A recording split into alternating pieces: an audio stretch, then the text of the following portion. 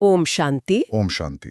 तो कल हमने योग की गहराई पर एक गहरी चर्चा की थी, जी हाँ। जिसमें शक्तिशाली योग के कुछ रहस्यों और जो हमारे वरिष्ठ हैं उनके सुझाए कुछ अभ्यासों पर भी बात हुई थी। बिल्कुल। आज की हमारी चर्चा का जो केंद्र है वो है निरंतर याद की सहज विधि। मतलब कैसे हम परमात्मा पिता शिव बाबा की याद में लगातार बने रहने के सरल और व्यवहारिक तरीके अपना सकते हैं। जी, बहुत जरूरी विषय है आज के समय में। ये समय भी बहुत सही है क्योंकि कल 31 अक्टूबर को इस सत्र 2025-2026 का पहला अव्यक्त बाप दादा मिलन भी है। हाँ, ये तो बहुत अच्छा संयोग है। तो आज हम जिन अभ्यासों और युक्तियों पर बात करेंगे वो उस मिलन के लिए अपनी योग्य युक्त स्थिति और निरंतर याद बनाए रखने में काफी मददगार साबित हो सकते हैं, ऐसा मुझे लगता है। निश्चित रूप से तैयारी के लिए ये बहुत अहम है। तो आइए फिर समझती जो स्रोतों से हमें व्यवहारिक सुझाव मिले हैं, युक्तियां हैं, तकनीकें हैं, जिनका उद्देश्य सुनने वालों को निरंतर याद में स्थित होने के लिए सशक्त करना है। जी। तो सबसे पहले यही समझना जरूरी है कि आखिर परमात्मा की ये जो निरंतर याद है ये इतनी महत्वपूर्ण क्यों मानी जाती है? इसका असल मकसद क्या है? देखिए, इसका महत्व बहुत गहरा है। स्रोतों के अनुसार अगर देखें तो ये निरंतर याद ही शक्तिशाली राजयोग की नींव है, उसका आधार है। अच्छा, नींव है। हाँ, ये वो अग्नि है जिसमें हमारे विकर्म मतलब पाप कर्म वो भस्म होते हैं, और इसी याद की शक्ति से विश्व कल्याण की सेवा भी संभव होती है। तो ये केवल आप समझें नाम जपना या कोई मंत्रोच्चारण करना नहीं है, नहीं, बल्कि बाबा के साथ एक जीवित, एक गहरा संबंध महसूस करना है। मतलब ये सिर्फ एक मानसिक क्रिया नहीं हुई, बल्कि एक भावनात्मक और आध्यात्मिक जुड़ाव है। बिल्कुल, एकदम सही कहा। यही याद हमें आंतरिक शक्ति देती है, पवित्रता देती है और सबसे महत्वपूर्ण आत्मा अभिमानी स्थिति प्रदान करती है। आत्मा अभिमानी स्थिति। हाँ, मतलब अपने को शरीर से अलग वो ज्योति बिंदु आत्मा समझना।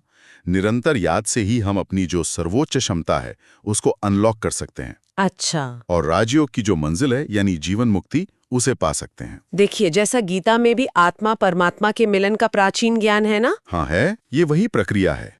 स्वयं को आत्मलिश्य करके देह के अभिमान को छोड़कर एक परमात्मा की शरण लेना। और यही याद हमें माया के जो सूक्ष्म प्रभाव हैं उनसे बचाती है और मन पर शक्तिशाली ब्रेक लगाने की क्षमता देती है। ब्रेक लगाने की क्षमता, ये आजकल बहुत जरूरी है। हाँ, खासकर आज की जो विकर्षण है, जैसे मोबाइल वगैरह का बहुत ज्यादा उपयोग, हाँ, उस पर नियंत्रण पाने के लिए ये ब्रेक बहुत जरूरी है। सही बात है। अच्छा, स्रोतों में एक बहुत सुंदर भाव बार बार आता है, भगवान मेरा है, मेरा बाबा। जी। एक अनुभव भी है जहाँ बाबा ने कहा था, मैं भी तुम्हारा हो गया हूँ। ये जो अपनापन महसूस करना है, जी। ये संबंध बनाना, जी। ये याद को कैसे सहज बनाता है? हाँ, ये एहसास, ये मेरा बाबा का भाव जो है ना, ये याद की यात्रा का एक बहुत ही निर्णायक मोड़ है। अच्छा। हाँ, यहाँ पर क्या होता है कि हम ईश्वर को केवल एक सर्वशक्तिमान सत्ता के रूप में जानने या खोजने की स्थिति से आगे बढ़ जाते हैं। हम उनके साथ एक व्यक्तिगत, एक निजी, एक अपनेपन का रिश्ता बनाते हैं। Personal connection. हाँ, बिल्कुल। जब ये निश्चय पक्का हो जाता है कि बाबा मेरे हैं, तो उनकी सर्वशक्तियों पर, उनके ज्ञान पर, उनके वरदानों पर मेरा जन्मसिद्ध अधिकार है। वाह। ये भावना जो है वो अपने आप ही एक सहज, एक नैसर्गिक याद को जन्म देती है। इसमें फिर कोई मेहनत या बोझ नहीं लगता। तो ये एक अधिकार का भाव है, जैसे एक तरह की आध्यात्मिक संपत्ति का दावा। हाँ, कह सकते हैं, लेकिन ये प्रेम भरा अधिकार है। जैसे बाबा कहते हैं, तुम बच्चे मेरी प्रॉपर्टी हो। हाँ। और बच्चे भी निश्चय से कहते हैं, बाबा आप ही हमारी प्रॉपर्टी हो। ये जो समीपता है, ये अपनापन, ये याद को बेहद सहज और शक्तिशाली बना देता है। ये प्यार से शुरू होता है, फिर एक रूहानी नशा चढ़ाता है और आखिर में हमें स्वमान में स्थित कराता है, जो याद की एक ऊंची स्थिति है। तो अगर ये मेरा बाबा वाला भाव इतना शक्तिशाली है, तो सवाल ये उठता है कि इसको रोजमर्रा की भागदौड़ में कैसे जीवित रखें? मतलब दिन भर की आपाधापी में बाबा को साथ कैसे महसूस करें? स्रोत इसके लिए क्या व्यवहारिक तरीके सुझाते हैं? हाँ, ये बहुत अच्छा सवाल है। स्रोत हमें बहुत ही सुंदर और व्यावहारिक, आप कहें तो मानसिक चित्रण या अभ्यास सुझाते हैं। अच्छा। जिनसे बाबा की उपस्थिति हर पल अनुभव हो सकती है। जैसे, हाँ, बताइए। जागते ही, बिस्तर छोड़ने से भी पहले मन की आंखों से देखें कि बाप दादा सामने खड़े हैं, प्यार से देख रहे हैं। उन्हें दिल से गुड मॉर्निंग करें, मतलब दिन की शुरुआत ही उनके साथ। अच्छा। फिर जैसे स्नान करते समय ये महसूस करें कि शरीर पर पानी नहीं गिर रहा, बल्कि बाबा की शक्तिशाली पवित्र किरणें फव्वारे की तरह बरस रही हैं। वाह। जो तन के साथ साथ आत्मा के जो सूक्ष्म मैल हैं, जो बोझ हैं, उनको भी धो रही हैं। ये तो बहुत सुंदर कल्पना है। हाँ, फिर जैसे आईने के सामने खड़े होते हैं तो केवल चेहरा या कपड़े ना देखें, एक क्षण रुककर इस देह के भ्रिकुटी के मध्य बैठी हुई वो चमकीली विदेही आत्मा, उसको देखें। खुद को आत्मा रूप में देखना। हाँ, अपने आत्मिक स्वरूप का जैसे श्रृंगार करें, उसे याद रखें और बाबा की श्रीमत भी याद रखें कि सादगी में ही सुंदरता है, बहुत ज्यादा फैशन की जरूरत नहीं। फिर भोजन करते समय इसे सिर्फ पेट भरने की क्रिया ना समझें। पहले बाबा को प्रेम से भोग लगाएं, उनका आवाहन करें। हाँ, भोग लगाना जरूरी है। जी, फिर ये महसूस करते हुए खाएं कि बाबा स्वयं अपने हाथों से खिला रहे हैं। ये कितना बड़ा सौभाग्य है। बिल्कुल। और याद और शुद्धि से बना भोजन वो तन और मन दोनों को पोषण और शांति देता है। सही बात है। फिर जैसे यात्रा कर रहे हैं या काम कर रहे हैं, अकेले महसूस ना करें, बाबा को अपना साथी बनाएं। साथी कैसे? जैसे गाड़ी चला रहे हैं तो समझे बगल की सीट पर बाबा बैठे हैं, उनसे बातें करें। ऑफिस में काम कर रहे हैं तो महसूस करें कि जैसे ऊपर पंखे या लाइट की रोशनी आती है ना, हाँ, वैसे ही शिव बाबा ऊपर छत्र छाया बनकर लगातार शक्ति और मार्गदर्शन दे रहे हैं। अपनी दुकान या कार्यक्षेत्र में बाबा को बुलाएं, उनके शक्तिशाली वाइब्रेशन फैलाएं। अच्छा। और घर के काम करते समय भी बोझ महसूस ना करें, महसूस करें कि बाबा मददगार के रूप में साथ हैं। मददगार? हाँ, बाबा का महावाक्य है, बच्ची बाबा 1000 भुजाओं वाला तुम्हारे साथ है। वाह। तो जब दोनों मिलकर काम कर रहे हैं तो काम हल्का और सुखदायी हो जाता है। ये कल्पनाएं तो वाकई बहुत शक्तिशाली महसूस हो रही हैं। तो क्या इन अभ्यासों में मुख्य बात सिर्फ कल्पना करना है या उसके पीछे का भाव और संबंध ज्यादा मायने रखता है? नहीं, भाव ही नींव है। कल्पना तो एक साधन है उस भाव को जगाने और टिकाए रखने का। अच्छा। इसके अलावा दिन भर में छोटे छोटे संकल्प भी बहुत मदद करते हैं। जैसे मनी मन बाबा से बातें करना। जी। जैसे किसी प्रिय मित्र या साथी से करते हैं ना। हाँ। कोई काम शुरू करने से पहले उनसे पूछ लेना या उन्हें सौंप देना। कोई अच्छा काम हो जाए तो उसका क्रेडिट बाबा को देना, उन्हें सुनाना, उनका शुक्रिया करना। ये छोटे छोटे पल जो हैं वो बाबा के साथ के संबंध को लगातार ताजा रखते हैं। अच्छा, अब निरंतर याद में ज्ञान और स्वमान की क्या भूमिका है? स्रोतों में ज्ञान का बल और स्वदर्शन चक्रधारी बनने पर भी जोर दिया गया है। जी। तो मुरली यानी बाबा का जो रोज का ज्ञान है, उसका चिंतन इसमें कैसे मदद करता है? देखिए, ज्ञान केवल सूचना नहीं है, ज्ञान शक्ति है, बल है। शक्ति। हाँ। जब हम मुरली के पॉइंट्स का गहराई से चिंतन करते हैं तो हमें सही गलत व्यर्थ समर्थ को परखने की शक्ति मिलती है। ज्ञान की कोई बात याद आते ही निराशा या अवसाद खत्म हो सकता है, मन में उमंग उत्साह भर सकता है। ये ज्ञान हमें माया के वारों से बचाता है। और स्वमान तो जैसे हमारी आत्मिक पहचान का कवच है। स्वमान मतलब स्वयं का मान, अपनी सच्ची पहचान। ये देह अभिमान से कैसे ऊपर उठाता है, क्योंकि वो याद में एक बड़ी रुकावट है। बिल्कुल, स्वमान का मतलब है अपनी सच्ची आध्यात्मिक स्थिति और अपने कर्तव्य को याद रखना। जैसे? कौन से स्वमान? जैसे मैं मास्टर सर्वशक्तिमान आत्मा हूँ, मैं विश्व कल्याणकारी आत्मा हूँ, मैं स्वराज्य अधिकारी हूँ, मैं इस धरती पर परमात्मा के कार्य के निमित्त बनी विशेष आत्मा हूँ, मैं पूज्य आत्मा हूँ, मैं पूर्वज आत्मा हूँ। वाह। जब हम इन स्वमानों में स्थित होते हैं तो मन अपने आप ही ऊंचा उठ जाता है। ये देह और देह की दुनिया के आकर्षणों से परे आत्मा की ऊंचाई पर स्थित हो जाता है। बाबा कहते हैं, स्वमान की सीट पर सेट रहो तो ज्ञान सूर्य की किरणें छत्र छाया बन जाएंगी। अच्छा। यही स्वमान हमें अपनी कर्मेंद्रियों का मालिक बनाता है। फिर हम कर्मेंद्रियों के वश नहीं होते, बल्कि मालिक बनकर उनसे सेवा लेते हैं, उन्हें ऑर्डर करते हैं। मालिक बनकर सेवा लेना? हाँ, तब ये कहने की गुंजाइश नहीं रहती कि पता नहीं गुस्सा क्यों आ गया या मुंह से कैसे निकल गया। मालिक कभी अपनी इंद्रियों के अधीन नहीं होता। सही बात है। यही आत्माभिमानी स्थिति है। ज्ञान और स्वमान के अलावा जी, क्या कुछ और बाहरी साधन या अभ्यास भी हैं जो इस याद की यात्रा में मददगार हो सकते हैं? जैसे बाबा का चित्र या कोई स्लोगन घर में लगाना, या आजकल ट्रैफिक कंट्रोल जैसी ऐप भी हैं, या लिखने का अभ्यास। हाँ, ये बाहरी साधन भी हमारी स्मृति को, हमारी याद को जगाए रखने में सहायक हो सकते हैं। अच्छा। जैसे बाबा ने मुरली में कहा था, घर में एक छोटी सी कोठरी बना लो, बाबा का चित्र रखो, लेकिन यह स्पष्ट समझना है कि चित्र की पूजा नहीं करनी है। नहीं, पूजा नहीं। वो सिर्फ एक आलंबानिक रिमाइंडर है। उसे देखकर याद आए, मुझे बाबा जैसा बनना है, इतना पवित्र, इतना शांत, इतना शक्तिशाली। घर में दीवारों पर शक्तिशाली स्वमान या मुरली के महावाक्य वाले स्लोगन लगाना, जैसे स्वराज्य अधिकारी ही विश्वराज्य अधिकारी बनेंगे या विशेषता देखो विशेष बनो, ये बार बार हमारी बुद्धि को सही दिशा में ले जाते हैं।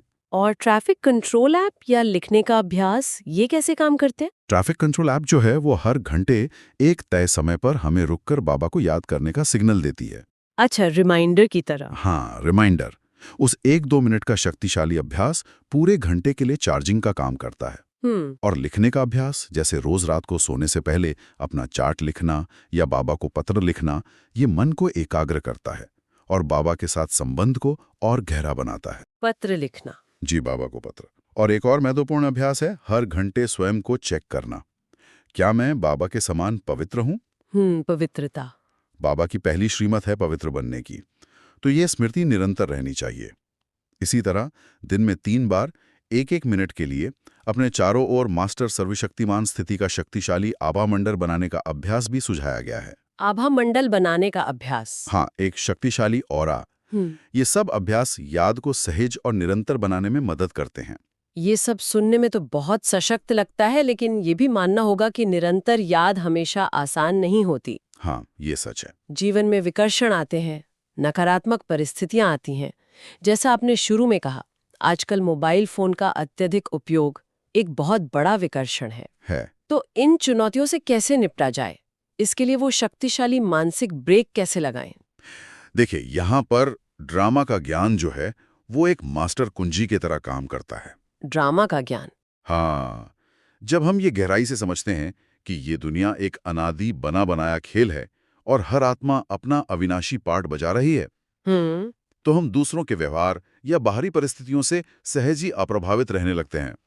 ड्रामा के राज को जानने वाला कभी किसी से नाराज नहीं होता, किसी परिस्थिति में विचलित नहीं होता। अच्छा। चित्त को निर्मल रखना बहुत जरूरी है। इसके लिए परचिंतन, यानी दूसरों के बारे में व्यर्थ या नकारात्मक सोचने से बचना होगा। परचिंतन? हाँ, जैसे ही परचिंतन शुरू होता है, बुद्धि बाबा से हटकर व्यर्थ में चली जाती है। तो इसका मतलब यह है कि बाहरी दुनिया से पूरी तरह कट जाना चाहिए? नहीं, कटना नहीं, साक्षी होकर देखना है। साक्षी भाव? हाँ। अच्छा, संग और सात्विक वातावरण चुनना महत्वपूर्ण है। परिस्थितियों और व्यक्तियों को स्वीकार भाव से देखना, नफरत या विरोध से नहीं, बल्कि समझ और कल्याण की भावना से। और सबसे महत्वपूर्ण, स्वयं के परिवर्तन पर ध्यान केंद्रित करना, दूसरों को बदलने की कोशिश पर नहीं। खुद को बदलना है। जी। मुख को सदा मीठा रखना, कड़वे या व्यर्थ बोल से बचना। कड़वे बोल को बाबा महापाप कहते हैं। नहीं, महापाप। हाँ, क्योंकि इससे दूसरों की आत्मा को दुख पहुंचता है और उनकी बद्दुआएं हमारे योग में बहुत बड़ा विघ्न डालती हैं। बोल हमेशा सम्मानजनक और दूसरों को उमंग उत्साह दिलाने वाले होने चाहिए। सही बात। और अंतर्मुखी बनना, यानी बाहर की दुनिया के व्यर्थ आकर्षणों से, व्यर्थ देखने, व्यर्थ सुनने से मन को हटाकर अंदर आत्मा की ओर मोड़ना, स्वयं से बातें करना, अपने गुणों और शक्तियों का चिंतन करना, ये भी निरंतर याद के लिए बहुत आवश्यक है। तो आज की चर्चा का सार ये निकल रहा है कि निरंतर याद कोई पहाड़ चढ़ने जैसी मुश्किल चीज नहीं है। नहीं, बिल्कुल नहीं। बल्कि ये सचेत प्रयास, छोटी छोटी सहज विधियों को रोजमर्रा के जीवन में शामिल करने, बाबा के प्रति गहरे अपनेपन, वो मेरा बाबा वाले भाव को जगाए रखने और ज्ञान व स्वमान की शक्ति का निरंतर उपयोग करने से संभव है। जी हाँ, और इसका लक्ष्य केवल याद करना नहीं, बल्कि स्वयं का आंतरिक परिवर्तन और सशक्तिकरण है, ताकि हम माया के प्रभाव से मुक्त रहकर अपनी सर्वोच्च आत्मिक स्थिति को प्राप्त कर सकें। बिल्कुल सही कहा आपने। और इस सब अभ्यास की सफलता के लिए कुछ बुनियादी बातें पक्की करनी होंगी। अच्छा, क्या है वो? सबसे पहले अपना निर्णय दृढ़ करना होगा कि हमें जाना कहाँ है, वापस इस पुरानी दुख की दुनिया में या बाबा के साथ नई सतयुग की दुनिया में। लक्ष्य स्पष्ट होना चाहिए। हाँ, जब लक्ष्य स्पष्ट और निर्णय पक्का होता है तो बुद्धि रूपी कंपास अपने आप सही दिशा में सेट हो जाता है। फिर अपनी नई पहचान को दृढ़ करना है। मैं कौन हूं? मैं आत्मा हूं। मैं साधारण मनुष्य नहीं, बल्कि संगम युगी ब्राह्मण आत्मा हूं। मेरा ये नया अलौकिक जन्म है। मेरा परिवार और संसार अब नया है। पुरानी देहाभिमान की आदतों और संस्कारों को सिर्फ निकालने की कोशिश करने के बजाय नए दैवी ब्राह्मण संस्कारों को धारण करना है। धारण करना है। जी। बाबा के साथ अपने सर्व संबंधों को पिता, शिक्षक, सतगुरु, सखा, साजन केवल औपचारिक रूप से नहीं बल्कि दिल से, अनुभव से निभाना है। अनुभव से। उनके प्रति संपूर्णता से बलिहार जाने का अर्थ समझना और उसे जीवन में लाना है, और अपने हर कर्म को बोझ या मजबूरी नहीं बल्कि ईश्वरीय सेवा समझकर उमंग उत्साह से करना है। ये बहुत ही सुंदर और गहरी समझ है।